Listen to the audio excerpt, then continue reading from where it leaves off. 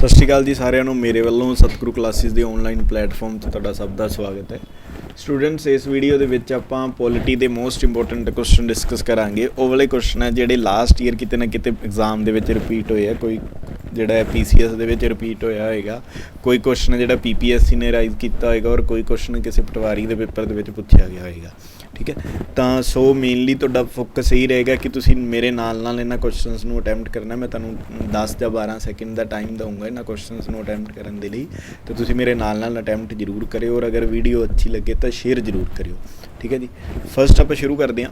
Which article of the Indian constitutions abolish untouchability. ਇਹਨਾਂ ਦੇ ਵਿੱਚੋਂ ਕਹਿੰਦਾ ਕਿਹੜਾ ਆਰਟੀਕਲ ਹੈ ਜਿਹੜਾ ਛੂਆ-ਛੂਤ ਮਤਲਬ ਅਨਟਚੇਬਿਲਿਟੀ ਨੂੰ ਖਤਮ ਕਰਦਾ ਹੈ। ਤੁਹਾਡੇ ਸਾਹਮਣੇ ਆਪਸ਼ਨਸ ਹੈ article number 42, article number 15, article number 14 ਅਤੇ ਆਰਟੀਕਲ ਨੰਬਰ 17। ਤੁਸੀਂ ਮੈਨੂੰ ਆਨਸਰ ਦੇ ਸਕਦੇ ਹੋ। ਤੁਹਾਡੇ ਕੋਲ 5 ਜਾਂ 7 ਸੈਕਿੰਡ ਦਾ ਟਾਈਮ ਹੈ, ਮੈਨੂੰ ਆਨਸਰ ਦਿਓ ਕੁਇੱਕ ਵੀ ਕਿਹੜਾ ਆਰਟੀਕਲ ਹੈ ਜਿਹੜਾ ਅਨਟਚੇਬਿਲਿਟੀ ਨੂੰ ਖਤਮ ਕਰਦਾ ਹੈ। ਤਾਂ ਜੋ ਇਸ ਦਾ ਕਰੈਕਟ ਆਨਸਰ ਬਣੇਗਾ ਉਹ ਇਹ ਬਣੇਗਾ ਕਿ ਆਰਟੀਕਲ ਨੰਬਰ ਜਿਹੜਾ 17 ਹੈ ਉਹ ਅਨਟਚੇਬਿਲਿਟੀ ਨੂੰ ਅਬੋਲਿਸ਼ ਕਰਦਾ ਹੈ। ਠੀਕ ਹੈ, ਹੁਣ ਆਪਾਂ ਇਹ ਸਮਝ ਲਈਏ ਕਿ ਆਰਟੀਕਲ ਨੰਬਰ 42 ਕੀ ਕਹਿੰਦਾ ਹੈ। ਜੋ ਓਰੀਜਨਲ ਆਰਟੀਕਲ ਨੰਬਰ 42 ਹੈ, ਫਸਟ ਆਫ ਆਲ ਜਿਹੜਾ ਇਹ ਪਾਰਟ ਨੰਬਰ 4 ਦੇ ਵਿੱਚ ਡਿਸਕਰਾਈਬ ਕੀਤਾ ਹੋਇਆ। ਠੀਕ ਹੈ, ਮਤਲਬ ਪਾਰਟ ਨੰਬਰ 4 ਦਾ ਮਤਲਬ ਇਹ ਹੋਇਆ ਕਿ ਇਹ DPSP ਦਾ ਜਿਹੜਾ ਪਾਰਟ ਹੈ, directive principal of state policies, ਇਹ ਡਿਫਾਈਨ ਕਰਦਾ ਹੈ ਕਿ ਜਿਹੜੀਆਂ ਕਿਸੇ ਵਰਕ 'ਤੇ ਜਿਹੜੀਆਂ ਕੰਡੀਸ਼ਨਸ ਹੈ ਉਹ ਬੈਸਟ ਹੋਣੀਆਂ ਚਾਹੀਦੀਆਂ। ਤੁਸੀਂ ਇਹਨੂੰ ਜੇ ਆਰਟੀਕਲ ਦਾ ਐਗਜ਼ੈਕਟ ਨਾਮ ਲਿਖਣਾ ਤਾਂ ਉਹ ਇਹ ਹੈ just and humane condition of work. ਠੀਕ ਹੈ, ਪਲੱਸ ਲੇਡੀਜ਼ ਦੇ ਲਈ ਇਸ ਆਰਟੀਕਲ 'ਚ ਇਹ ਡਿਸਕਰਾਈਬ ਕੀਤਾ ਗਿਆ ਹੈ ਕਿ ਉਹਨਾਂ ਦੀ ਜਿਹੜੀ ਮੈਟਰਨਿਟੀ ਰਿਲੀਫ ਦੇ ਬਾਰੇ ਗੱਲ ਕੀਤੀ ਗਈ ਹੈ। ਠੀਕ ਹੈ, ਹੁਣ ਇਹਨੂੰ ਯਾਦ ਕਰਨ ਦੀ ਮੈਂ ਤੁਹਾਨੂੰ ਇੱਕ ਟ੍ਰਿਕ ਵੀ ਦੱਸ ਦਿੰਦਾ। ਮੰਨ ਲਓ ਤੁਸੀਂ ਸਾਰੀ ਫੈਮਿਲੀ ਬੈਠੀ ਹੈ, ਤੁਹਾਡੇ ਕੋਲ ਇੱਕ LED ਲੱਗੀ ਹੋਈ ਹੈ 42 ਇੰਚ ਦੀ। ਸਾਰੀ ਫੈਮਿਲੀ ਦੇ ਵਿੱਚ ਕੰਡੀਸ਼ਨਸ ਕਿਹੜੀਆਂ ਹੋਣਗੀਆਂ ਜਦੋਂ ਸਾਰੀ ਫੈਮਿਲੀ ਬੈਠੀ ਹੋਏਗੀ? ਤਾਂ ਬੈਸਟ ਕੰਡੀਸ਼ਨ ਹੋਣਗੀਆਂ ਨੂੰ ਆਪਾਂ ਇਹ ਕਹਿ ਸਕਦੇ ਹਾਂ ਹਿਊਮੇਨ ਕੰਡੀਸ਼ਨ ਹੋਏਗੀ। ਹਿਊਮੇਨ ਕੰਡੀਸ਼ਨ ਹੀ ਹੋਏਗੀ ਨਾ ਜਦੋਂ ਸਾਰੀ ਫੈਮਿਲੀ ਬੈਠੀ ਹੈ।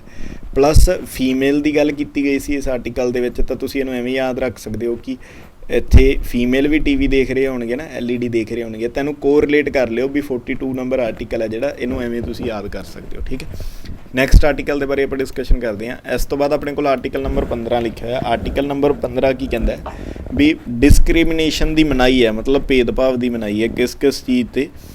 ਰੇਸ ਦੇ ਬੇਸ 'ਤੇ, ਕਾਸਟ ਦੇ ਬੇਸ 'ਤੇ, ਸੈਕਸ ਦੇ ਬੇਸ 'ਤੇ, ਜਾਂ ਪਲੇਸ ਆਫ ਬਰਥ ਦੇ ਬੇਸ 'ਤੇ। ਠੀਕ ਹੈ, ਇਹਨਾਂ ਸਭ ਬੇਸਿਸ 'ਤੇ ਨਾ ਜਿਹੜਾ ਭੇਦਭਾਵ ਕਰਨ ਦੀ ਮਨਾਹੀ ਹੈ। ਠੀਕ ਹੈ, ਨੈਕਸਟ ਆ ਗਿਆ ਆਰਟੀਕਲ ਨੰਬਰ 14। ਇਹ ਤੁਹਾਨੂੰ ਸਭ ਨੂੰ ਹੀ ਪਤਾ ਆਰਟੀਕਲ ਨੰਬਰ 14 ਕੀ ਕਹਿੰਦਾ ਹੈ? ਇਕੁਐਲਿਟੀ ਬਿਫੋਰ ਲਾਅ, ਕਾਨੂੰਨ ਦੇ ਸਾਹਮਣੇ ਹੈ ਜਿਹੜੀ ਸਭ ਦੀ ਜਿਹੜੀ ਸਮਾਨਤਾ ਹੈ। ਠੀਕ ਹੈ, ਇਹ ਸੀਗੀ ਫਸਟ ਕੁਐਸਚਨ ਦੇ ਬਾਰੇ ਡਿਟੇਲ, ਔਰ ਜਿਹੜਾ ਕਰੈਕਟ ਆਨਸਰ ਹੈ ਉਸ ਦਾ ਆਰਟੀਕਲ ਨੰਬਰ 17 ਹੈ ਕਿ ਜਿਹੜਾ ਐਬੋਲਿਸ਼ ਕਰਦਾ ਹੈ ਅਨਟਚੇਬਿਲਿਟੀ ਨੂੰ। ਆਪਾਂ ਨੈਕਸਟ ਕੁਐਸਚਨ ਵੱਲ ਮੂਵ ਕਰਦੇ ਹਾਂ। ਨੈਕਸਟ ਕੁਐਸਚਨ ਹੈ who is the chairman of newly appointed formed NITI Aayog replacing the planning commission.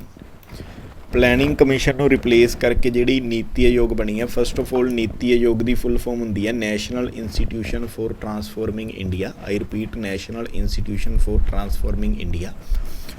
ਅਗਰ ਗੱਲ ਪੁੱਛੀ ਜਾਵੇ ਕਿ ਪਲੈਨਿੰਗ ਕਮਿਸ਼ਨ ਕਦੋਂ ਬਣਿਆ ਸੀ, ਤਾਂ ਜਿਹੜੀ ਪਲੈਨਿੰਗ ਕਮਿਸ਼ਨ ਦੀ ਫੋਰਮੇਸ਼ਨ ਹੋਈ ਹੈ ਉਹ 15 ਮਾਰਚ 1950 ਦੇ ਵਿੱਚ ਫੋਰਮੇਸ਼ਨ ਕੀਤੀ ਗਈ ਹੈ, ਜਿਸ ਦੇ ਬੇਸਿਸ 'ਤੇ ਆਪਣੇ ਭਾਰਤ ਦੇਸ਼ ਦੇ ਵਿੱਚ 5 ਈਅਰ ਪਲਾਨ ਹੈ ਜਿਹੜੇ ਉਹ ਇੰਟਰੋਡਿਊਸ ਕੀਤੇ ਗਏ ਸੀ।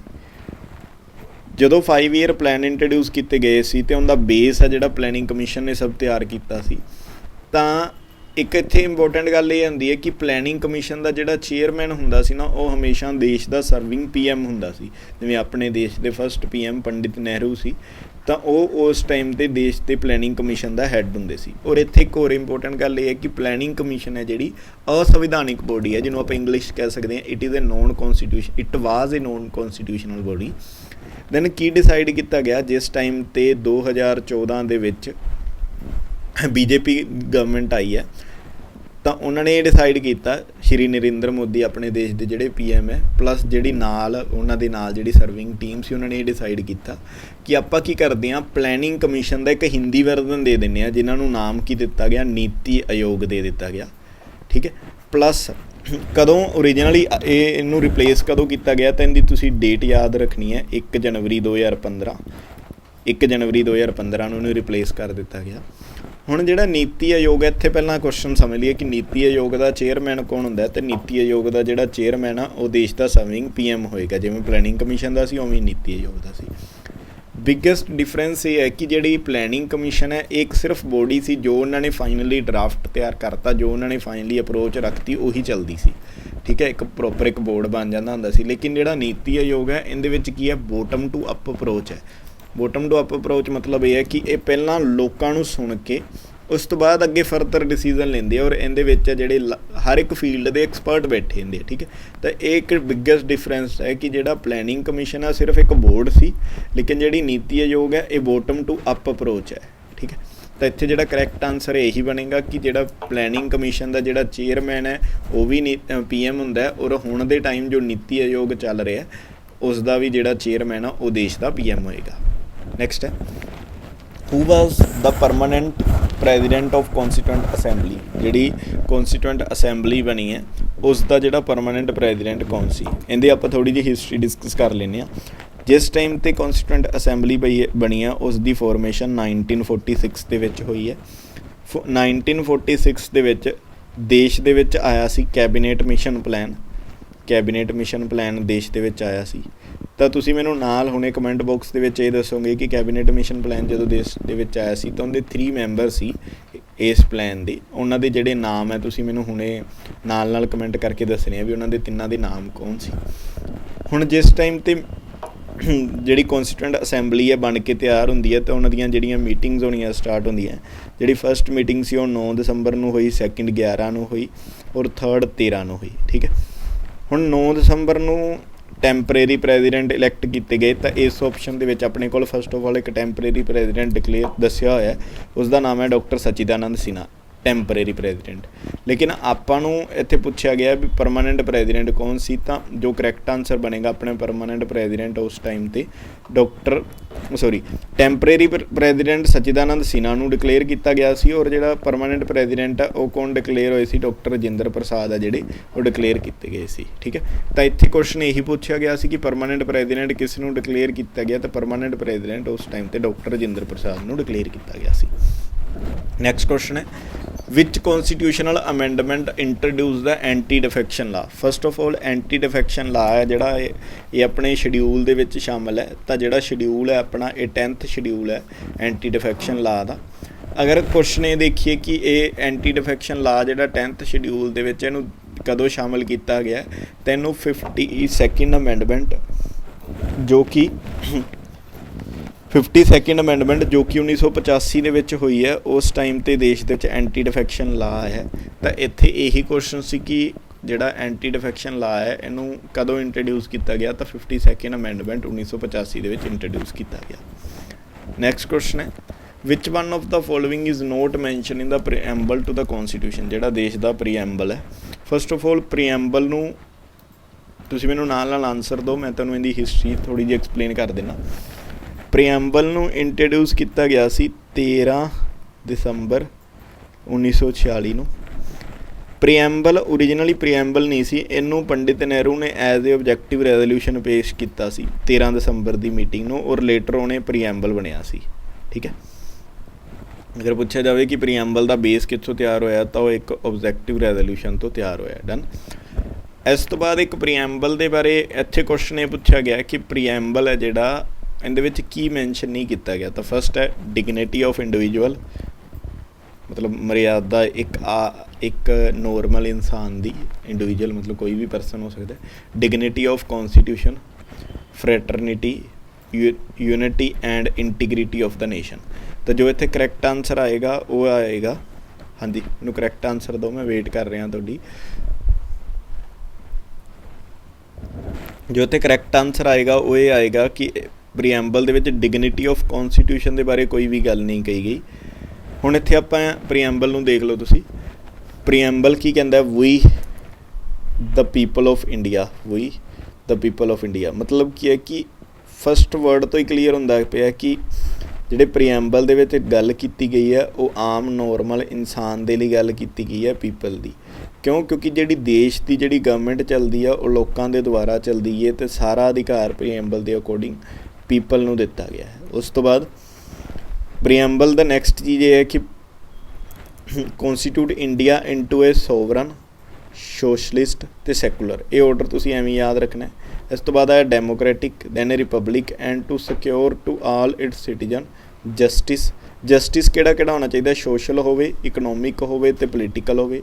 लिबर्टी होवे, लिबर्टी कादी कादी होवे? थॉट्स दी होवे, लिबर्टी एक्सप्रैशन दी होवे, लिबर्टी बिलीफ दी होवे, लिबर्टी वर्शिप दी होवे। लिबर्टी मतलब आज़ादी, फिर इक्वैलिटी होवे, दैन फ्रैटरनिटी होवे। तां ही अपना प्रीएम्बल कहता। और इस प्रीएम्बल दे विच कॉन्स्टिट्यूशन की डिगनिटी बारे किते नहीं गल कीती गई। जो भी गल कीती गई है वो एक आम इंसान नूं देखते हुए की गई है। तो करैक्ट आंसर जिहड़ा वो यही बनना सी भी डिगनिटी ऑफ कॉन्स्टिट्यूशन नहीं डिस्क्राइब किया है। नैक्सट क्वेश्चन देखो, after independence the first state organised on the basis of language.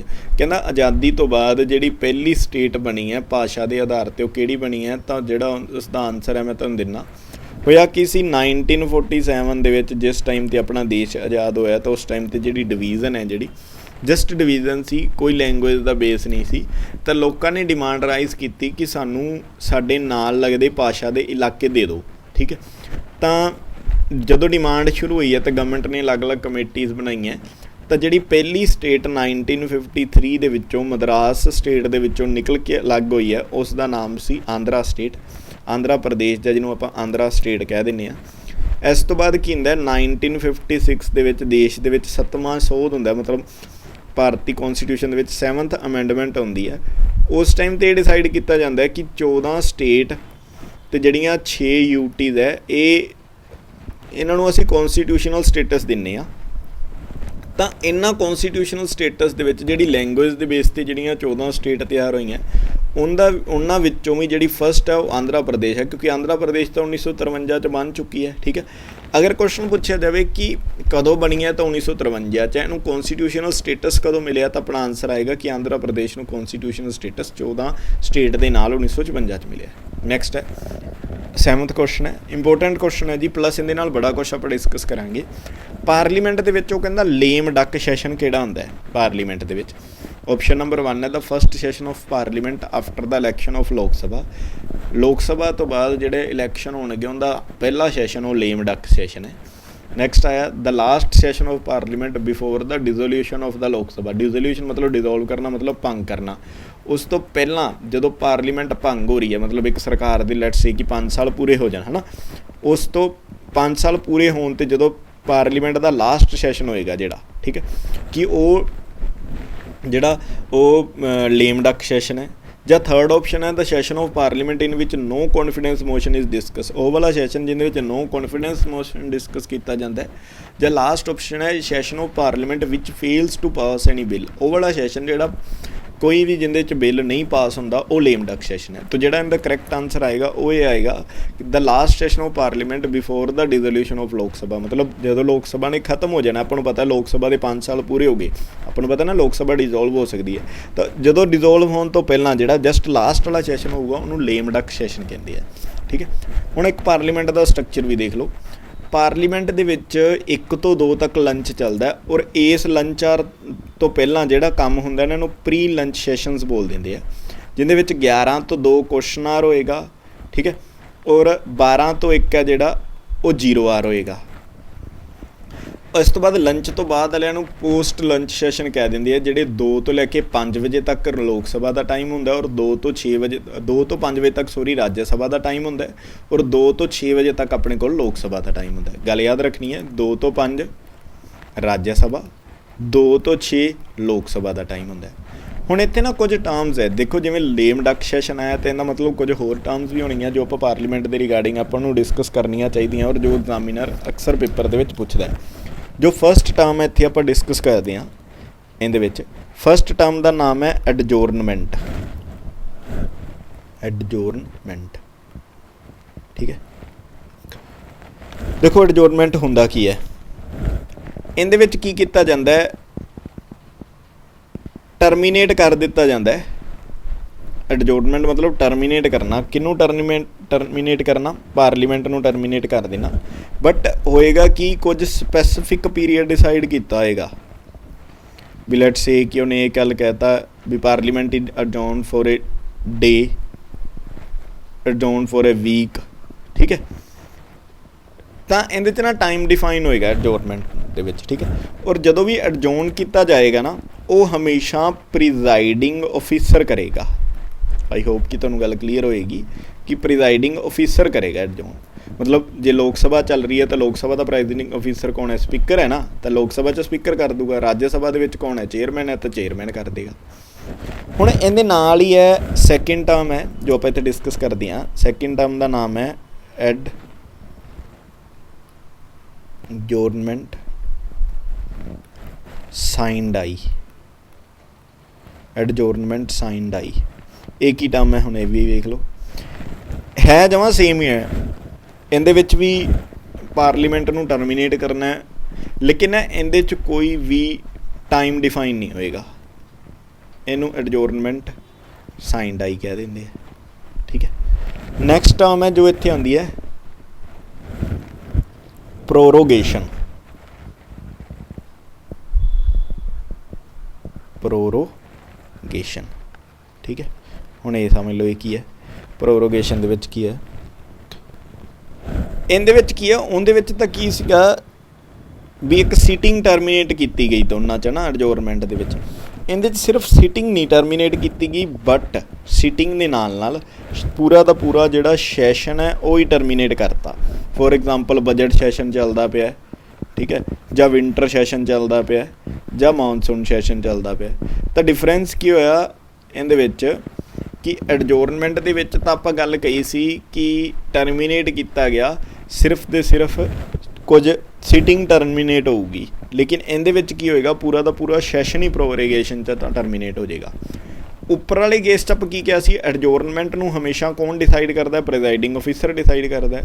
लेकिन जदों भी प्रोरोगेशन होएगी ना, ये गल याद रखियो, इनू हमेशा देश का प्रेजिडेंट डिसाइड करेगा। आ बहुत इंपोर्टेंट चीज़ है भी प्रोरोगेशन डिसाइड कौन करता है, तो इत्थे आंसर आएगा कि देश का प्रेजिडेंट डिसाइड करता है, ठीक है।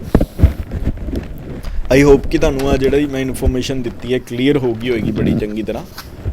हुण इस तो बाद फोर्थ टर्म है, तुसीं सारिਆਂ ने सुनी हुई है क्योंकि हुणे आपां इहदा डिस्कस भी कर चुके हैं। टर्म है डिसोल्यूशन, जिन्हों आपां डिसोल्यूशन आपां डिसोल्व करना भी कह दिंदे आ। ये हमेशा किहदे केस च होएगा, ये लोक सभा के केस च होएगा, क्योंकि लोक सभा भंग हो सकती है, राज्य सभा नहीं भंग हो सकती। कदों हो सकती है, हर 5 साल बाद, या जे प्रेजिडेंट चाहे तो वह कर सकता है, ठीक है। और लास्ट है जी टर्म है, एक होर टर्म आप इत्थे डिस्कस कर लेने, क्वारम। इनू आप साइड ते लिख देने, पेन चेंज करके। सैकेंड है, नैक्सट टर्म है जी क्वारम। इहदे विच की है कि पार्लीमेंट का काम चलाउण दे लई 1/10 मैंबर है जिहड़े वो होने चाहिए, एक क्वारम है।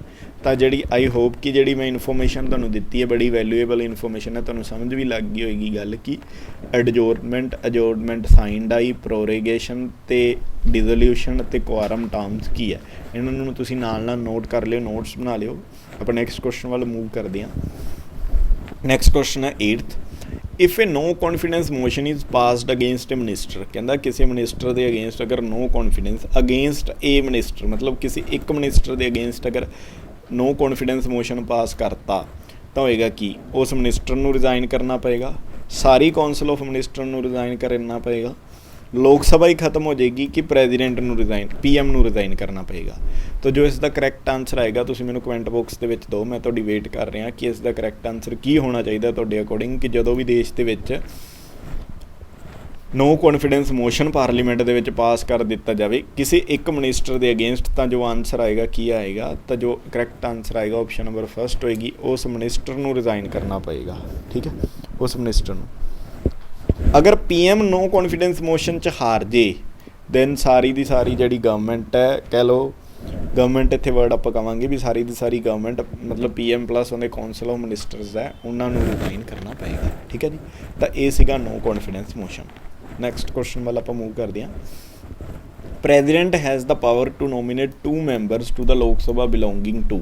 ਪ੍ਰੈਜ਼ੀਡੈਂਟ ਹੈ ਜਿਹੜਾ ਉਹ ਲੋਕ ਸਭਾ ਦੇ ਵਿੱਚ 2 ਮੈਂਬਰ ਨੋਮੀਨੇਟ ਕਰਦਾ ਹੈ, ਤਾਂ ਉਹ ਇਹ ਜਿਹੜੀ ਪਾਵਰ ਹੈ ਉਹ ਕਿਹੜੇ ਮੈਂਬਰ ਨੂੰ ਨੋਮੀਨੇਟ ਕਰੇਗਾ। ਪਹਿਲਾਂ ਆਪਾਂ ਇਹ ਦੇਖ ਲਈਏ ਵੀ ਰਾਜ ਸਭਾ 'ਚ ਕਿੰਨੇ ਮੈਂਬਰ ਨੋਮੀਨੇਟ ਕਰੇਗਾ, ਤਾਂ ਉਹ 12 ਮੈਂਬਰ ਨੋਮੀਨੇਟ ਕਰ ਸਕਦਾ। ਅਤੇ ਲੋਕ ਸਭਾ ਦੇ ਵਿੱਚ 2 ਮੈਂਬਰ ਜਿਹੜੇ ਨੋਮੀਨੇਟ ਕਰਦਾ ਉਹ ਕਿਹੜੀ ਕਮਿਊਨਿਟੀ ਦੇ ਹੋਣਗੇ, ਉਹ ਐਂਗਲੋ ਇੰਡੀਅਨ ਹੋਣਗੇ। ਠੀਕ ਹੈ ਜੀ, ਕਿਹੜੇ ਹੋਣਗੇ, ਐਂਗਲੋ ਇੰਡੀਅਨ ਹੋਣਗੇ। ਨੈਕਸਟ ਕੁਐਸਚਨ ਹੈ question number 10, who was the constitutional adviser to the constituent assembly. Constitution assembly ਦਾ ਜਿਹੜਾ ਕੌਨਸਟੀਟਿਊਸ਼ਨਲ ਐਡਵਾਈਜ਼ਰ ਹੈ, ਸਲਾਹਕਾਰ ਹੈ, ਉਹ ਕਿਸ ਨੂੰ ਬਣਾਇਆ ਗਿਆ ਸੀ। ਤਾਂ ਆਪਸ਼ਨ ਤੁਹਾਡੇ ਕੋਲ ਕੀ ਬੀ ਆਰ ਅੰਬੇਦਕਰ ਜੀ ਨੂੰ ਬਣਾਇਆ ਗਿਆ ਸੀ, ਰਜਿੰਦਰ ਪ੍ਰਸਾਦ ਨੂੰ ਬਣਾਇਆ ਗਿਆ ਸੀ, ਜਾਂ ਜਵਾਹਰ ਲਾਲ ਨਹਿਰੂ ਨੂੰ, ਜਾਂ ਬੀ ਐਨ ਰਾਓ ਨੂੰ। ਠੀਕ ਹੈ, ਤਾਂ ਕਰੈਕਟ ਆਨਸਰ ਹੈ ਜੋ ਤੁਸੀਂ ਮੈਨੂੰ ਨਾਲ ਕਮੈਂਟ ਕਰਕੇ ਦੱਸੋ ਕਿ ਜਿਹੜਾ ਕੌਨਸਟੀਟਿਊਸ਼ਨਲ ਐਡਵਾਈਜ਼ਰ ਹੈ ਕਿਸ ਨੂੰ ਬਣਾਇਆ ਗਿਆ ਸੀ। ਅਤੇ ਜੋ ਕਰੈਕਟ ਆਨਸਰ ਆਏਗਾ ਉਹ ਇਹ ਆਏਗਾ ਕਿ ਜਿਹੜਾ ਕੌਨਸਟੀਟਿਊਸ਼ਨਲ ਐਡਵਾਈਜ਼ਰ ਹੈ ਉਹ ਬੀ ਐਨ ਰਾਓ ਨੂੰ ਬਣਾਇਆ ਗਿਆ ਸੀ। ਨੈਕਸਟ ਕੁਐਸਚਨ ਵੱਲ ਮੂਵ ਕਰਦੇ ਹਾਂ। Who participate in the election of vice president. Most important question ਹੈ, ਅਕਸਰ ਪੇਪਰ ਦੇ ਵਿੱਚ ਪੁੱਛਿਆ ਜਾਂਦਾ ਹੁੰਦਾ ਹੈ ਕਿ ਜਿਹੜੇ ਜਦੋਂ ਇਲੈਕਸ਼ਨ ਹੁੰਦੇ ਆ ਵਾਈਸ ਪ੍ਰੈਜ਼ੀਡੈਂਟ ਦੇ, ਉਹਨਾਂ 'ਚ ਪਾਰਟੀਸਪੇਟ ਕੌਣ ਕਰਦਾ ਹੈ। ਹਾਂਜੀ, ਮੈਂ ਤੁਹਾਡੇ ਆਨਸਰ ਦੀ ਵੇਟ ਕਰ ਰਿਹਾ। ਮੈਂ ਆਪਸ਼ਨ ਰੀਡ ਕਰ ਦੇਣਾ। ਫਸਟ ਆਪਸ਼ਨ ਹੈ member of Lok Sabha, second option ਹੈ elected member of Rajya Sabha ਅਤੇ ਲੋਕ ਸਭਾ, ਥਰਡ ਹੈ member of Rajya Sabha and Lok Sabha, fourth ਹੈ member of legislative assembly of the state. ਪਹਿਲੀ ਗੱਲ, member of legislative assembly of state ਦਾ ਜ਼ਿਕਰ ਹੈ ਹੀ ਨਹੀਂ, ਆਪਸ਼ਨ ਨੂੰ ਐਲੀਮੀਨੇਟ ਕਰੋ। ਫਸਟ ਹੈ ਮੈਂਬਰ ਆਫ ਲੋਕ ਸਭਾ, ਇਕੱਲੀ ਲੋਕ ਸਭਾ ਵੀ ਕੁਛ ਨਹੀਂ ਕਰ ਸਕਦੀ। ਆਪਸ਼ਨ ਕੀ ਬਚੀਆਂ ਕਿ ਇਕੱਲੇ ਲੋਕ ਸਭਾ ਅਤੇ ਰਾਜ ਸਭਾ ਦੇ ਇਲੈਕਟਿਡ ਮੈਂਬਰ ਕਰਨਗੇ। ਹੁਣ ਇੱਥੇ ਕੀ ਹੈ, ਆਨਸਰ ਆਏਗਾ ਆਪਸ਼ਨ ਨੰਬਰ ਸੀ, ਮਤਲਬ ਰਾਜ ਸਭਾ ਅਤੇ ਲੋਕ ਸਭਾ ਦੇ ਇਲੈਕਟਿਡ ਪਲੱਸ ਨੋਮੀਨੇਟ ਮੈਂਬਰ ਹੈ ਜਿਹੜੇ ਉਹ ਪਾਰਟੀਸਪੇਟ ਕਰਦੇ ਆ। ਡਨ। ਨੈਕਸਟ ਕੁਐਸਚਨ ਵਾਲਾ ਆਪਾਂ ਮੂਵ ਕਰਦੇ ਹਾਂ। Question number 12, which of the following directive principal of state policies ਵਰ ਐਡਿਡ ਬਾਈ 42nd ਅਮੈਂਡਮੈਂਟ। ਪਹਿਲੇ ਨੰਬਰ 'ਤੇ ਜਿਹੜੀ 42nd ਅਮੈਂਡਮੈਂਟ ਹੈ ਜਿਹੜੀ ਉਹ ਹੋਈ ਕਦੋਂ ਹੈ, ਅਤੇ ਜਿਹੜੀ 42nd ਅਮੈਂਡਮੈਂਟ ਹੈ ਉਹ ਕਦੋਂ ਹੋਈ ਹੈ, 1976 ਦੇ ਵਿੱਚ ਹੋਈ ਹੈ। ਤਾਂ ਉਹਨਾਂ ਨੇ ਇਹ ਪੁੱਛਿਆ which of the following directive principal of state policy ਵਰ ਐਡਿਡ ਬਾਈ ਦਾ 42nd ਅਮੈਂਡਮੈਂਟ। 42nd ਅਮੈਂਡਮੈਂਟ ਦੇ ਵਿੱਚ ਕਿਹੜੇ ਡਾਇਰੈਕਟਿਵ ਪ੍ਰਿੰਸੀਪਲਸ ਐਡ ਕੀਤੇ ਗਏ ਆ। ਫਸਟ ਹੈ participation of workers in management of industry, second ਹੈ minimising equality of income and status, third ਹੈ ਪ੍ਰੋਟੈਕਸ਼ਨ ਆਫ ਇਨਵਾਇਰਮੈਂਟ, ਫੋਰਥ ਹੈ free legal aid to the poor. ਅਤੇ ਤੁਸੀਂ ਮੈਨੂੰ ਆਨਸਰਸ ਦਿਓ ਕਮੈਂਟ ਬਾਕਸ ਦੇ ਵਿੱਚ। ਮੈਂ ਤੁਹਾਡੇ ਆਨਸਰਸ ਦੀ ਜਿਹੜੀ ਉਹ ਵੇਟ ਕਰ ਰਿਹਾ ਵੀ ਇਹਨਾਂ ਦੇ ਜਿਹੜਾ ਅਕੋਰਡਿੰਗ ਹੈ ਜਿਹੜਾ ਕਿਹੜਾ ਆਨਸਰ ਹੈ ਜਿਹੜਾ ਕਰੈਕਟ ਹੋਣਾ ਚਾਹੀਦਾ ਹੈ। ਵੀ ਜਿਸ ਟਾਈਮ 'ਤੇ 42nd ਅਮੈਂਡਮੈਂਟ ਹੋਈ ਹੈ ਤਾਂ ਜਿਹੜਾ DPSP ਹੈ ਉਹਦੇ ਵਿੱਚ ਕੀ ਐਡ ਕੀਤਾ ਗਿਆ। ਹਾਂਜੀ, ਜੋ ਇਸ ਦਾ ਆਨਸਰ ਆਏਗਾ ਉਹ ਆਏਗਾ ਫਸਟ, ਥਰਡ ਅਤੇ ਫੋਰਥ, ਮਤਲਬ ਆਪਸ਼ਨ ਨੰਬਰ ਏ। ਮਤਲਬ ਫਸਟ ਹੈ participation of worker in the management of industry, second ਹੈ ਪ੍ਰੋਟੈਕਸ਼ਨ ਆਫ ਇਨਵਾਇਰਮੈਂਟ ਅਤੇ ਥਰਡ ਹੈ free legal aid to the poor. ਇਹ ਤਿੰਨ ਹੈ ਜਿਹੜੇ ਇਹ ਐਡ ਕੀਤੇ ਗਏ ਸੀ 42nd ਅਮੈਂਡਮੈਂਟ ਦੇ ਵਿੱਚ। ਨੈਕਸਟ ਹੈ which of the following are type of authority attributed to the president of India. ਕਹਿੰਦਾ ਵੀ ਪ੍ਰੈਜ਼ੀਡੈਂਟ ਆਫ ਇੰਡੀਆ ਨੂੰ ਜਿਹੜੀਆਂ ਅਥੋਰਟੀ ਐਟਰੀਬਿਊਟ ਕੀਤੀ ਗਈ ਹੈ, ਮਤਲਬ ਦਿੱਤੀ ਗਈ ਹੈ, ਉਹਨਾਂ ਦੇ ਵਿੱਚੋਂ ਕਿਹੜੀ ਟਾਈਪ ਹੈ ਜਿਹੜੀ ਕਰੈਕਟ ਹੈ। ਫਸਟ ਹੈ ਰੀਅਲ ਅਤੇ ਪਾਪੂਲਰ ਹੈ, ਕਿ ਜਿਹੜਾ ਮਤਲਬ ਦੇਸ਼ ਦਾ ਪ੍ਰੈਜ਼ੀਡੈਂਟ ਹੈ ਉਹ ਰੀਅਲ ਅਤੇ ਪਾਪੂਲਰ ਹੈ। ਸੈਕਿੰਡ ਹੈ ਟਿਟੂਲਰ ਐਂਡ ਡੀ ਜੂਰੀ, ਥਰਡ ਹੈ ਪੋਲੀਟੀਕਲ ਅਤੇ ਨੋਮੀਨਲ, ਅਤੇ ਫੋਰਥ ਹੈ ਕੌਨਸਟੀਟਿਊਸ਼ਨਲ ਅਤੇ ਨੋਮੀਨਲ। ਹਾਂਜੀ, ਮੈਨੂੰ ਆਨਸਰ ਦਿਓ ਜੋ ਪ੍ਰੈਜ਼ੀਡੈਂਟ ਹੈ ਉਸ ਨੂੰ ਕਿਹੜੀ ਅਥੋਰਟੀ ਜਿਹੜੀ ਉਹ ਐਟਰੀਬਿਊਟ ਕੀਤੀ ਗਈ ਹੈ, ਮਤਲਬ ਕਿਹੜੀ ਹੈ ਜਿਹੜੀ ਅਥੋਰਟੀ ਹੈ ਜਿਹੜੀ ਉਸ ਨੂੰ ਦਿੱਤੀ ਗਈ ਹੈ। ਅਤੇ ਜੋ ਇਸ ਦਾ ਕਰੈਕਟ ਆਨਸਰ ਹੈ ਤੁਹਾਡੇ ਅਕੋਰਡਿੰਗ ਕੀ ਹੋਣਾ ਚਾਹੀਦਾ ਹੈ। ਤਾਂ ਜੋ ਇਸ ਦਾ ਕਰੈਕਟ ਆਨਸਰ ਹੈ ਜੀ, ਕਰੈਕਟ ਆਨਸਰ ਹੋਏਗਾ option number fourth constitutional and nominal. ਦੇਖੋ ਕੌਨਸਟੀਟਿਊਸ਼ਨਲ ਤਾਂ ਆਪਾਂ ਨੂੰ ਸਭ ਨੂੰ ਕਲੀਅਰ ਹੈ ਵੀ ਕੌਨਸਟੀਟਿਊਸ਼ਨਲ ਦਾ ਮਤਲਬ ਤਾਂ ਇਹ ਹੋ ਗਿਆ ਨਾ ਕਿ ਸੰਵਿਧਾਨਿਕ, ਲੇਕਿਨ ਨੋਮੀਨਲ ਦਾ ਹੈਡ ਮਤਲਬ ਕੀ ਹੋਇਆ। ਨੋਮੀਨਲ ਦਾ ਮਤਲਬ ਇਹ ਹੁੰਦਾ ਕਿ ਜਿਹੜਾ ਦੇਸ਼ ਦਾ ਪ੍ਰੈਜ਼ੀਡੈਂਟ ਹੈ ਉਹ ਨੋਟ ਰੀਅਲ, ਉਹ ਰੀਅਲ ਨਹੀਂ ਹੈਗਾ। ਮਤਲਬ ਰੀਅਲ ਇਨ ਦਾ ਸੈਂਸ ਕਿ ਆਪਾਂ ਕਹਿੰਦੇ ਹਾਂ ਕਿ ਪ੍ਰੈਜ਼ੀਡੈਂਟ ਸੁਪਰੀਮ ਹੈ, ਲੇਕਿਨ ਜਿਹੜੀਆਂ ਪਾਵਰਸ ਹੈ ਨਾ ਉਹ ਸਾਰੀਆਂ ਪਾਵਰਸ ਨਾ PM ਨੂੰ ਦਿੱਤੀਆਂ ਗਈਆਂ। ਮਤਲਬ PM ਹੈ ਜਿਹੜਾ ਉਹ ਹੈੱਡ ਆਫ ਗਵਰਨਮੈਂਟ ਹੁੰਦਾ ਹੈ ਹਮੇਸ਼ਾ। ਤਾਂ ਜੋ ਵੀ ਡਿਸਾਈਡਿੰਗ ਪਾਵਰ ਹੈ ਉਹ PM ਦੇ ਕੋਲ ਹੁੰਦੀ ਹੈ। ਤੇ ਮਤਲਬ ਦੈਟ ਇਜ਼ ਦਾ ਰੀਜ਼ਨ ਇਹਨੂੰ ਇੱਕ ਨੋਮੀਨਲ ਹੈੱਡ ਪ੍ਰੈਜ਼ੀਡੈਂਟ ਨੂੰ ਹੈ ਜਿਹੜਾ ਉਹ ਕਹਿ ਦਿੱਤਾ ਜਾਂਦਾ ਹੈ, ਠੀਕ ਹੈ, ਕਿਉਂਕਿ ਜਿਹੜੀਆਂ ਰੀਅਲ ਪਾਵਰਸ ਹੈ ਉਹ ਕਿਹਦੇ ਕੋਲ ਹੁੰਦੀਆਂ, ਦੇਸ਼ ਦੇ PM ਕੋਲ ਹੁੰਦੀਆਂ। ਜਿਹੜਾ ਕਰੈਕਟ ਆਨਸਰ ਆਏਗਾ ਆਪਸ਼ਨ ਨੰਬਰ 4 ਆਏਗਾ, constitutional and nominal. Next question ਵੱਲ ਆਪਾਂ ਮੂਵ ਕਰਦੇ ਹਾਂ। Which of the following provisions are not included in the Indian constitution. ਇਹਨਾਂ 'ਚੋਂ ਕਹਿੰਦਾ ਜਿਹੜੀ ਕਿਹੜੀ ਪ੍ਰੋਵੀਜ਼ਨ ਹੈ ਜਿਹੜੀ ਭਾਰਤੀ ਸੰਵਿਧਾਨ ਦੇ ਵਿੱਚ ਇਨਕਲੂਡ ਨਹੀਂ ਕੀਤੀ ਗਈ।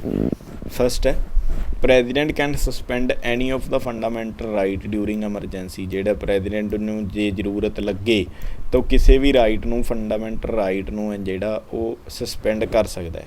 ਸੈਕਿੰਡ ਹੈ president can dismiss any chief minister. President ਕਿਸੇ ਵੀ ਚੀਫ ਮਿਨਿਸਟਰ ਨੂੰ, prime minister can dismiss any chief minister, ਮਤਲਬ ਪ੍ਰਾਈਮ ਮਿਨਿਸਟਰ ਕਿਸੇ ਵੀ ਜਿਹੜੇ CM ਨੂੰ ਹੈ ਜਿਹੜਾ ਉਹ ਡਿਸਮਿਸ ਕਰ ਸਕਦਾ ਹੈ। ਥਰਡ ਹੈ state have power to amend law of parliament on a subject in concurrent list with the assent of the president.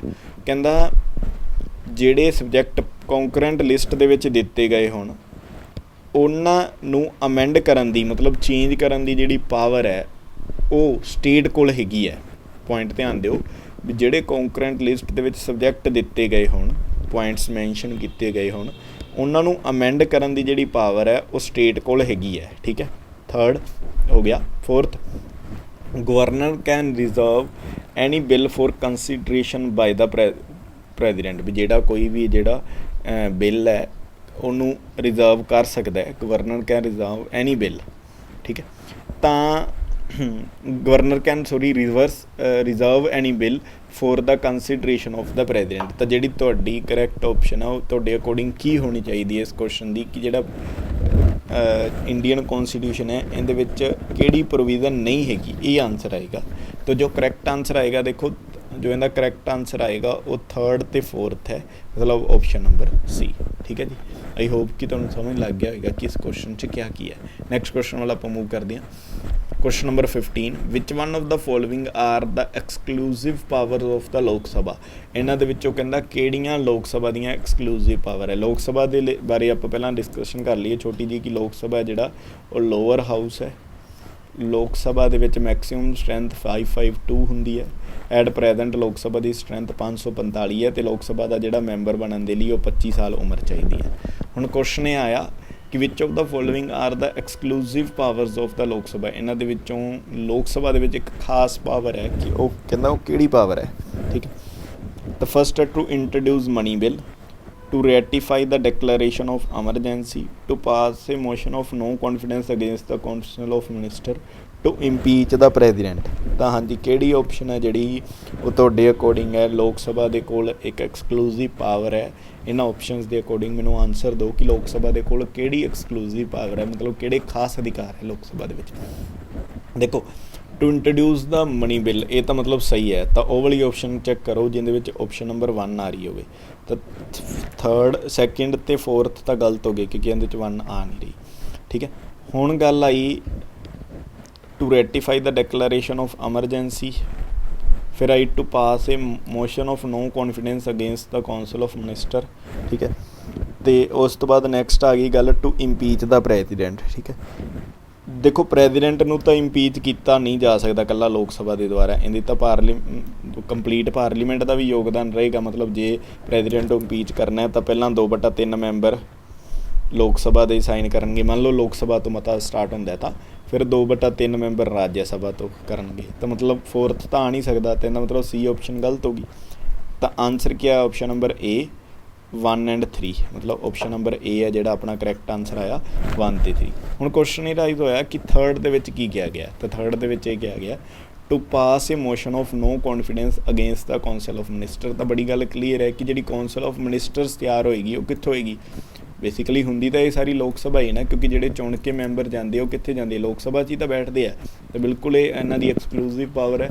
ਤਾਂ ਕੁਐਸਚਨ ਕੀ ਸੀ ਵੀ ਲੋਕ ਸਭਾ ਦੀ ਐਕਸਕਲੂਸਿਵ ਪਾਵਰ ਕਿਹੜੀ ਹੈ। ਤਾਂ ਆਪਣਾ ਆਨਸਰ ਆਇਆ ਕਿ ਲੋਕ ਸਭਾ ਦੀ ਐਕਸਕਲੂਸਿਵ ਪਾਵਰ ਹੈ ਕਿ ਮਨੀ ਬਿੱਲ ਹਮੇਸ਼ਾ ਲੋਕ ਸਭਾ 'ਚ ਇੰਟਰੋਡਿਊਸ ਹੁੰਦਾ ਹੈ। ਪਲੱਸ 3rd ਆਪਸ਼ਨ ਕੀ ਆਈ ਕਿ ਜਿਹੜਾ ਨੋ ਕੌਨਫੀਡੈਂਸ ਮੋਸ਼ਨ ਹੈ ਉਹ ਪਾਸ ਹੋ ਸਕਦਾ ਹੈ ਲੋਕ ਸਭਾ ਦੇ ਵਿੱਚ, ਠੀਕ ਹੈ, against the council of ministers. Next question ਵੱਲ ਆਪਾਂ ਮੂਵ ਕਰਦੇ ਹਾਂ। ਨੈਕਸਟ ਕੁਐਸਚਨ ਹੈ it is mandatory for the governor to reserve a bill for the consideration by the president if such a bill affects। देखो ਇਹਦੇ ਨਾਲ ਦਾ ਨਾ ਹੁਣੇ ਮੈਂ ਤੁਹਾਨੂੰ ਪਹਿਲਾਂ ਵੀ ਇੱਕ ਆਪਸ਼ਨ ਦਿੱਤੀ ਸੀ। ਦੇਖੋ ਇਹਦੇ ਵਿੱਚ ਇਹ ਕਿਹਾ ਸੀ ਵੀ ਕੋਈ ਵੀ ਬਿੱਲ ਹੈ ਨਾ, ਤਾਂ ਆਪਾਂ ਇਹਨੂੰ ਗਲਤ ਕੀਤਾ ਵੀ ਕੋਈ ਵੀ ਬਿੱਲ ਹੋ ਜੇ, ਗਵਰਨਰ ਹੈ ਜਿਹੜਾ ਉਹ ਕਿਸੇ ਵੀ ਬਿੱਲ ਨੂੰ ਹੈ ਜਿਹੜਾ ਉਹ ਕਹਿ ਸਕਦਾ ਹੈ ਰਿਜ਼ਰਵ ਰੱਖ ਕੇ ਕਿ ਪ੍ਰੈਜ਼ੀਡੈਂਟ ਇਹਨੂੰ ਦੀ ਕੰਸੀਡਰੇਸ਼ਨ ਲਈ ਭੇਜ ਸਕਦਾ ਹੈ। ਲੇਕਿਨ ਇੱਥੇ ਕੀ ਹੈ, ਉਹ ਕਹਿੰਦਾ ਗਵਰਨਰ ਹੈ ਜਿਹੜਾ ਉਹ ਕਿਹੜੀ ਕੰਡੀਸ਼ਨ ਦੇ ਵਿੱਚ ਪ੍ਰੈਜ਼ੀਡੈਂਟ ਨੂੰ ਕਹਿ ਸਕਦਾ ਹੈ। ਐਕਚੁਅਲ ਉਹ ਤਾਂ ਹੀ ਤਾਂ ਗਲਤ ਹੋਇਆ ਸੀ ਨਾ, ਉੱਥੇ ਇਹ ਗੱਲ ਕਹੀ ਸੀ ਨਾ ਵੀ ਕੋਈ ਵੀ ਬਿੱਲ, ਲੇਕਿਨ ਕੋਈ ਵੀ ਬਿੱਲ ਨਹੀਂ ਹੁੰਦਾ, ਉਹਦੇ ਲਈ ਕੰਡੀਸ਼ਨ ਹੁੰਦੀ ਹੈ, ਅਤੇ ਉਹ ਕੰਡੀਸ਼ਨ ਉਹਨੇ ਪੁੱਛੀ ਹੈ। ਪਹਿਲੀ ਆਪਸ਼ਨ ਹੈ the rate of land revenue, second option ਹੈ ਪਾਵਰ ਆਫ ਹਾਈ ਕੋਰਟ, ਵੀ ਅਗਰ ਉਹ ਲੈਂਡ ਰੈਵਨਿਊ ਦੇ ਰੇਟ ਨੂੰ ਇਫੈਕਟ ਕਰ ਰਹੀ ਹੋਵੇ, ਹਾਈ ਕੋਰਟ ਦੀਆਂ ਪਾਵਰ ਨੂੰ ਇਫੈਕਟ ਕਰ ਰਿਹਾ ਹੋਵੇ, ਠੀਕ ਹੈ ਉਹ bill. Power of advocate general of state, the amount of salary paid. ਦੇਖੋ ਸੈਲਰੀ ਪੇਡ ਦਾ ਤਾਂ ਇਹਦੇ ਨਾਲ ਕੋਈ ਲਿੰਕ ਹੋ ਹੀ ਨਹੀਂ ਸਕਦਾ, ਤਾਂ ਸੈਲਰੀ ਪੇਡ ਵਾਲਾ ਤਾਂ ਕੰਸੈਪਟ ਹੀ ਕੱਟ ਦਿਓ। ਹੁਣ ਲੈਂਡ ਰੈਵਨਿਊ ਵਾਲਾ ਤਾਂ ਵੀ ਕੋਈ ਨਹੀਂ ਹੋ ਸਕਦਾ, ਤਾਂ ਲੈਂਡ ਰੈਵਨਿਊ ਦੀ ਵੀ ਆਪਸ਼ਨ ਨੂੰ ਵੀ ਕੱਟ ਦਿਓ। ਬਚੀਆਂ ਕਿਹੜੀਆਂ ਆਪਸ਼ਨ, ਇੱਕ ਤਾਂ ਸੈਕਿੰਡ ਆਪਸ਼ਨ ਬਚੀ ਪਾਵਰ ਆਫ ਹਾਈ ਕੋਰਟ ਅਤੇ power of advocate general of state. ਦੇਖੋ ਹਾਈ ਕੋਰਟ ਅਤੇ ਐਡਵੋਕੇਟ ਜਨਰਲ ਆਫ ਸਟੇਟ ਦੇ ਵਿੱਚੋਂ ਜਿਹੜੀ ਪਾਵਰ ਹੈ ਜਿਹੜੀ ਅਪ ਕਿੰਦੀ ਹੋਏਗੀ, ਪਾਵਰ ਆਫ ਹਾਈ ਕੋਰਟ ਹੋਏਗੀ। ਇਹਦਾ ਮਤਲਬ ਆਨਸਰ ਕੀ ਆਏਗਾ ਆਪਸ਼ਨ ਨੰਬਰ ਬੀ, ਕਿ ਜਿਹੜਾ ਗਵਰਨਰ ਹੈ ਉਹ ਰਿਜ਼ਰਵ ਰੱਖੇਗਾ ਬਿੱਲ ਨੂੰ, ਉਸ ਬਿੱਲ ਨੂੰ ਪ੍ਰੈਜ਼ੀਡੈਂਟ ਦੇ ਲਈ ਐਸੈਂਟਲੀ ਪ੍ਰੈਜ਼ੀਡੈਂਟ ਦੇ ਲਈ ਕੰਸੀਡਰੇਸ਼ਨ ਲਈ ਭੇਜੇਗਾ, ਜਦੋਂ ਕਿ ਉਹ ਬਿੱਲ ਹੈ ਜਿਹੜਾ ਉਹ ਹਾਈ ਕੋਰਟਸ ਦੀਆਂ ਪਾਵਰ ਨੂੰ ਇਫੈਕਟ ਕਰ ਰਿਹਾ ਹੋਵੇ। ਤਾਂ ਆਪਸ਼ਨ ਨੰਬਰ ਬੀ ਹੈ ਜਿਹੜਾ ਉਹ ਕਰੈਕਟ ਆਏਗਾ। ਨੈਕਸਟ ਹੈ question number 17, which is the most important reason to consider India as a secular state. ਇਹਨਾਂ ਵਿੱਚੋਂ ਕਹਿੰਦਾ ਕਿਹੜਾ ਰੀਜ਼ਨ ਹੈ ਜਿਹੜਾ ਕਰੈਕਟ ਹੈ ਕਿ ਇੰਡੀਆ ਨੂੰ ਤੁਸੀਂ ਜਿਹੜੀ ਸੈਕੂਲਰ ਸਟੇਟ ਕਾਊਂਟ ਕਰ ਸਕਦੇ ਹੋ, ਠੀਕ ਹੈ। People of different reason live in India, ਦੇਖੋ ਉਹ ਤਾਂ ਕਿਸੇ ਵੀ ਦੇਸ਼ 'ਚ ਰਹਿ ਸਕਦੇ ਆ, ਹੈ ਨਾ, ਉਹ ਕਾਮਨ ਦੀ ਗੱਲ ਹੈ। ਸੈਕਿੰਡ ਹੈ, ਤੁਸੀਂ ਨਾਲ ਨਾਲ ਮੈਨੂੰ ਆਪਦਾ ਆਨਸਰ ਦੱਸੀ ਜਾਓ, ਮੈਂ ਐਕਸਪਲੇਨੇਸ਼ਨ ਤੋਂ ਬਾਅਦ ਤੁਹਾਨੂੰ ਆਨਸਰ ਦੱਸੂਗਾ। ਸੈਕਿੰਡ ਹੈ government works for the welfare of people of ਔਰ ਰਿਲੀਜਨ, ਠੀਕ ਹੈ, ਠੀਕ ਹੈ, ਹੋ ਸਕਦਾ ਹੈ ਪੁਆਇੰਟ ਵੀ। ਫਸਟ ਤਾਂ ਮਤਲਬ ਰੋਂਗ ਹੋ ਗਿਆ, ਸੈਕਿੰਡ ਹੋ ਸਕਦਾ, ਆਪਾਂ ਇਹਨੂੰ ਇੱਕ ਵਾਰੀ ਹੋਲਡ 'ਤੇ ਰੱਖਦੇ ਹਾਂ ਸੈਕਿੰਡ ਨੂੰ, ਠੀਕ ਹੈ, ਸੈਕਿੰਡ ਹੋ ਸਕਦਾ ਹੈ। ਰਿਲੀਜਨਸ ਇਜ਼ ਸੈਪਰੇਟਿਡ ਫਰੋਮ ਪੋਲੀਟੀਕਲਸ, ਨਹੀਂ ਇਹਦਾ ਉਸ ਚੀਜ਼ ਨਾਲ ਸੈਕੂਲਰਿਜ਼ਮ ਨਾਲ ਕੋਈ ਲਿੰਕ ਨਹੀਂ ਬਣਦਾ। ਲਾਸਟ ਹੈ minority religions are given special protection. ਹੁਣ ਦੇਖੋ ਭਾਰਤ ਦਾ ਸੈਕੂਲਰ ਹੋਣ ਦਾ ਸਭ ਤੋਂ ਵੱਡਾ ਜਿਹੜਾ ਸਬੂਤ ਹੈ ਉਹ ਆਪਸ਼ਨ ਨੰਬਰ ਡੀ ਤੋਂ ਕਲੀਅਰ ਹੁੰਦਾ ਹੈ ਕਿ ਮਾਈਨੋਰਟੀ ਰਿਲੀਜਨ ਹੈ ਜਿਹੜੇ, ਜਿਵੇਂ ਮੰਨ ਲਓ ਸਿੱਖ ਮਾਈਨੋਰਟੀ ਹੈ, ਹੈ ਨਾ, ਜੈਨ ਇੱਕ ਮਾਈਨੋਰਟੀ ਹੈ, ਜਾਂ ਮੁਸਲਿਮ ਇੱਕ ਮਾਈਨੋਰਟੀ ਹੈ, ਮਤਲਬ ਘੱਟ ਦਰਜੇ 'ਚ ਹੈ ਜਿਹੜੇ, ਉਹਨਾਂ ਨੂੰ ਕੀ ਦਿੱਤੀ ਗਈ ਹੈ, ਉਹਨਾਂ ਨੂੰ ਸਪੈਸ਼ਲ ਪ੍ਰੋਟੈਕਸ਼ਨ ਦਿੱਤੀ ਗਈ ਹੈ। ਅਤੇ ਇਹ ਚੀਜ਼ ਹੈ ਜਿਹੜੀ ਇੰਡੀਆ ਦੇ ਸੈਕੂਲਰ ਹੋਣ ਦਾ ਜਿਹੜਾ ਉਹ ਪੂਰੀ ਤਰ੍ਹਾਂ ਦਾ ਇੱਕ ਪ੍ਰੂਫ ਦਿੰਦੀ ਹੈ। ਨੈਕਸਟ ਹੈ 18 number question, under Indian constitution the concentration of wealth violates the, ਹਾਂਜੀ under Indian constitution the concentration of wealth. First of all ਜਿਹੜਾ ਵਰਡ ਹੈ ਨਾ ਇਹਦੇ 'ਤੇ ਥੋੜ੍ਹਾ ਜਿਹਾ ਧਿਆਨ ਦਿਓ, ਕੰਸਨਟ੍ਰੇਸ਼ਨ ਆਫ ਵੈਲਥ, ਇਹਨੂੰ ਤੁਸੀਂ ਐਂ ਕਹਿ ਸਕਦੇ ਹੋ ਜਿਵੇਂ ਆਪਾਂ ਕਹਿੰਦੇ ਨਾ ਵੀ ਧਨ ਇਕੱਠਾ ਕਰਨਾ, ਅਤੇ ਇੱਥੇ ਜਿਹੜਾ ਵਰਡ ਕਰੈਕਟ ਇਹ ਹੋਏਗਾ ਲੈਟਸ ਸੇ ਕਿ ਕਿਸੇ ਪਰਸਨ ਦਾ ਜਾਂ ਕਿਸੇ ਸਟੇਟ ਦਾ ਜਾਂ ਕਿਸੇ ਗਵਰਨਮੈਂਟ ਦਾ ਸਿਰਫ ਇੱਕ ਹੀ ਚੀਜ਼ ਵੱਲ ਪਰਟੀਕੂਲਰ ਫੋਕਸ ਹੋਵੇ। ਜਿਵੇਂ ਆਪਾਂ ਕਹਿੰਦੇ ਹਾਂ ਕੰਸਨਟ੍ਰੇਸ਼ਨ ਆਫ ਵੈਲਥ ਮਤਲਬ ਧਨ ਇਕੱਠਾ ਕਰਨਾ, ਤਾਂ ਧਨ ਮਤਲਬ ਇੱਥੇ ਜਿਹੜੀ ਸਹੀ ਇਹਦੀ ਐਕਸਪਲੇਨੇਸ਼ਨ ਇਹ ਬਣੇਗੀ ਕਿ ਕਿਸੇ ਵੀ ਸਟੇਟ ਦਾ ਜਾਂ ਕਿਸੇ ਵੀ ਸੈਂਟਰ ਦੀ ਗਵਰਨਮੈਂਟ ਦਾ ਵੀ ਸਿਰਫ ਇੱਕ ਹੀ ਚੀਜ਼ ਵੱਲ ਫੋਕਸ ਹੋਵੇ। ਕਹਿੰਦਾ ਉਹ ਚੀਜ਼ ਹੈ ਜਿਹੜੀ ਉਹ ਕਿਸ ਨੂੰ ਵਾਇਲੇਟ ਕਰੇਗੀ, ਕਿ ਉਹ ਰਾਈਟ ਟੂ ਇਕੁਐਲਿਟੀ ਨੂੰ ਵਾਇਲੇਟ ਕਰੇਗੀ, ਜਾਂ ਰਾਈਟ ਟੂ ਫਰੀਡਮ ਨੂੰ ਵਾਇਲੇਟ ਕਰੇਗੀ, ਜਾਂ ਡਾਇਰੈਕਟਿਵ ਪ੍ਰਿੰਸੀਪਲ ਨੂੰ ਕਰੇਗੀ, ਜਾਂ ਕੰਸੈਪਟ ਆਫ ਵੈਲਫੇਅਰ ਨੂੰ ਕਰੇਗੀ। ਤਾਂ ਜੋ ਇਹਦਾ ਕਰੈਕਟ ਆਨਸਰ ਬਣੇਗਾ ਉਹ ਇਹ ਬਣੇਗਾ ਕਿ ਇਹ ਜਿਹੜੇ ਦੇਸ਼ ਦੇ ਡਾਇਰੈਕਟਿਵ ਪ੍ਰਿੰਸੀਪਲਸ ਹੈ, ਸਟੇਟ ਪੋਲਿਸੀਜ਼ ਹੈ, ਉਸ ਨੂੰ ਇਹ ਪਿਓਰਲੀ ਇਫੈਕਟ ਕਰੇਗੀ, ਠੀਕ ਹੈ। ਤਾਂ ਤੁਸੀਂ ਇਹ ਗੱਲ ਯਾਦ ਰੱਖਣੀ ਹੈ। ਨੈਕਸਟ ਕੁਐਸਚਨ ਵਾਲਾ ਆਪਾਂ ਮੂਵ ਕਰਦੇ ਹਾਂ। Which of the following statement is correctly defines the judicial review. ਦੇਖੋ ਆਪਣੇ ਇੱਕ ਖਾਸ ਅਧਿਕਾਰ ਹੈ ਜਿਸ ਨੂੰ ਆਪਾਂ ਜੁਡੀਸ਼ੀਅਲ ਰਿਵਿਊ ਕਹਿੰਦੇ ਹਾਂ। ਤਾਂ ਇਹਨਾਂ ਨੇ ਕੁਐਸਚਨ ਪੁੱਛਿਆ which of the following statement correctly defines, ਕਿਹੜੀ ਸਟੇਟਮੈਂਟ ਹੈ ਜਿਹੜੀ ਉਹ ਕਰੈਕਟਲੀ ਡਿਫਾਈਨ ਕਰ ਰਹੀ ਹੈ ਕਿਹਨੂੰ, ਜੁਡੀਸ਼ੀਅਲ ਰਿਵਿਊ ਨੂੰ। ਫਸਟ ਆਪਸ਼ਨ ਹੈ the authority of the court to publish political offenders. Second option the authority of the court to correct the error of the government. ਨਹੀਂ ਇਹ ਤਾਂ ਜੁਡੀਸ਼ੀਅਲ ਰਿਵਿਊ ਨਹੀਂ ਹੋਏਗਾ, ਇਹਨੂੰ ਤਾਂ ਕੱਟ ਹੀ ਦਿਓ। Next the authority of the court to issue various writ. Writ ਦਾ ਜੁਡੀਸ਼ੀਅਲ ਰਿਵਿਊ ਨਾਲ ਕੋਈ ਲੈਣਾ ਦੇਣਾ ਨਹੀਂ ਹੋਇਆ। The authority of the court to interpret the legality of the laws. ਹੁਣ ਦੇਖੋ ਜਿਹੜਾ ਕਰੈਕਟ ਆਪਸ਼ਨ ਹੈ ਉਹ ਮੋਸਟ ਕਰੈਕਟ ਆਪਸ਼ਨ ਹੈ ਜਿਹੜੀ ਉਹ 4th ਹੈ ਵੀ ਜਿਹੜੀ ਕੋਰਟ ਦੇ ਕੋਲ ਅਥਾਰਟੀ ਹੈ ਕਿ ਉਹ ਇੰਟਰਪਟ ਕਰ ਸਕਦੀ ਹੈ ਲਾਜ਼ ਦੀ ਲੀਗਲਿਟੀ ਨੂੰ, ਠੀਕ ਹੈ। ਤਾਂ ਉਹਨਾਂ ਨੇ ਇਹੀ ਕੁਐਸਚਨ ਪੁੱਛਿਆ ਸੀ ਵੀ ਇਹਨਾਂ 'ਚੋਂ ਕਿਹੜੀ ਆਪਸ਼ਨ ਹੈ ਜਿਹੜੀ ਕਰੈਕਟਲੀ ਡਿਫਾਈਨ ਕਰ ਰਹੀ ਹੈ ਕਿ ਜੁਡੀਸ਼ੀਅਲ ਰਿਵਿਊ ਸਿਸਟਮ ਨੂੰ ਕਰੈਕਟਲੀ ਡਿਫਾਈਨ ਕਰ ਰਹੀ ਹੈ, ਠੀਕ ਹੈ। ਤਾਂ ਇਹ ਕਿਹੜੀ ਹੈ ਆਪਸ਼ਨ ਹੈ ਜਿਹੜੀ ਆਪਸ਼ਨ ਨੰਬਰ ਡੀ ਹੈ ਜਿਹੜੀ ਬਿਲਕੁਲ ਕਰੈਕਟ ਬਣੇਗੀ ਕਿ ਕੋਰਟ ਦੀ ਅਥਾਰਟੀ ਹੈ ਕਿ ਉਹ ਇੰਟਰਪਟ ਕਰ ਸਕਦੀ ਹੈ ਲੀਗਲਿਟੀ ਆਫ ਲਾਜ਼ ਨੂੰ। ਨੈਕਸਟ ਹੈ ਲਾਸਟ 20 ਨੰਬਰ ਕੁਐਸਚਨ ਹੈ। ਕੁਐਸਚਨ ਨੂੰ ਮੈਂ ਰੀਡ ਕਰਦਾ। ਦ ਡਾਕਟਰੀਨ ਦਾ ਮਤਲਬ ਹੁੰਦਾ ਨੀਤੀ। The doctrine that the fundamental right cannot be amended under article 368 was propounded by the Supreme Court ਇਨ।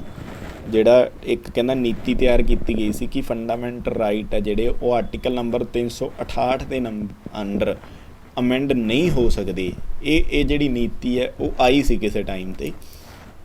ਉਹ ਕਦੋਂ ਆਈ ਸੀ ਕਿ ਉਹ Gopalan versus state of Madras case ਸੀ, Kesavananda Bharati versus state of Kerala ਸੀ, ਜਾਂ Golaknath versus state of Punjab ਸੀ।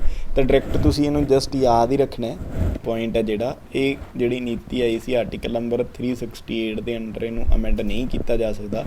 ਤਾਂ ਇਹ ਜਿਹੜਾ ਕੇਸ ਆਇਆ ਸੀ ਇਹ ਗੋਲਕਨਾਥ ਵਰਸਿਸ ਕੇਸ ਆਫ ਪੰਜਾਬ ਦਾ ਜਿਹੜਾ ਕੇਸ ਸੀਗਾ ਜਿਹਦੇ 'ਚ ਇਸ ਚੀਜ਼ ਨੂੰ ਡਿਸਕਸ਼ਨ ਕੀਤੀ ਗਈ ਸੀ, ਠੀਕ ਹੈ ਜੀ। ਇਹ ਟੋਟਲ ਤੁਹਾਡੇ ਕੋਲ 20 ਕੁਐਸਚਨ ਸੀ। ਤੁਸੀਂ ਮੈਨੂੰ ਕਮੈਂਟ ਬਾਕਸ ਦੇ ਵਿੱਚ ਹੁਣੇ ਨਾਲ ਕਮੈਂਟ ਕਰਕੇ ਜ਼ਰੂਰ ਦੱਸਣਾ ਕਿ ਤੁਹਾਡੇ ਜਿਹੜੇ ਇਸ ਟੈਸਟ ਦੇ ਵਿੱਚੋਂ ਕਿੰਨੇ ਕਰੈਕਟ ਹੁੰਦੇ ਆ। ਇਹ ਉਹ ਕੁਐਸਚਨ ਹੈ ਜੇ ਕਿਤੇ ਨਾ ਕਿਤੇ ਬਹੁਤ ਵਾਰ ਪੇਪਰ ਦੇ ਵਿੱਚ ਰਿਪੀਟ ਹੋਇਆ ਤਾਂ ਤੁਸੀਂ ਬੈਸਟ ਚੀਜ਼ ਇਹੀ ਹੋਏਗੀ ਅਗਰ ਇਹਨਾਂ ਦੇ ਨੋਟਸ ਬਣਾ ਸਕਦੇ ਹੋ ਤਾਂ ਨੋਟਸ ਬਣਾ ਲਓ, ਲੇਕਿਨ ਇਹਨਾਂ ਨੂੰ ਚੰਗੀ ਤਰ੍ਹਾਂ 1-2 ਵਾਰੀ ਰਿਵਾਈਜ਼ ਜ਼ਰੂਰ ਕਰ ਲਓ, ਠੀਕ ਹੈ ਜੀ। ਥੈਂਕ ਯੂ ਸੋ ਮਚ ਇਸ ਵੀਡੀਓ ਨੂੰ ਦੇਖਣ ਦੇ ਲਈ। ਤੁਹਾਡੀਆਂ ਸੁਜੈਸ਼ਨਸ ਹੈ ਜਿਹੜੀਆਂ ਹਮੇਸ਼ਾ ਸਾਡੇ ਲਈ ਵੈਲਿਊਏਬਲ ਰਹਿਣਗੀਆਂ, ਠੀਕ ਹੈ। ਅਗਰ ਤੁਹਾਨੂੰ ਕੋਈ ਸੁਜੈਸ਼ਨ ਲੱਗੇ ਤਾਂ ਤੁਸੀਂ ਕਮੈਂਟ ਬਾਕਸ ਦੇ ਵਿੱਚ ਕਰ ਸਕਦੇ ਹੋ। Thank you so much.